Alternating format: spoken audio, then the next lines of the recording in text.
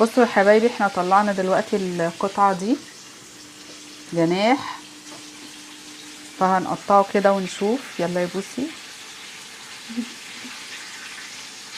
يا رب يكون مستوي. واو، شكله مستوي.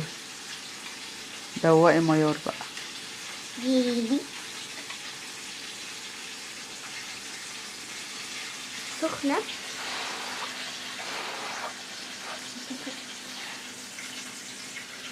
ايه رأيك يا ميار؟ زي فراخ كنتاكي جميلة. مستوية اه بجد؟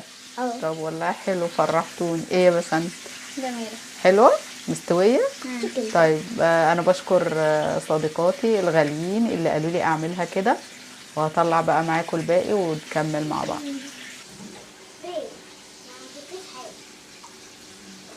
وكده خلصت الفراخ بتاعتنا النهارده.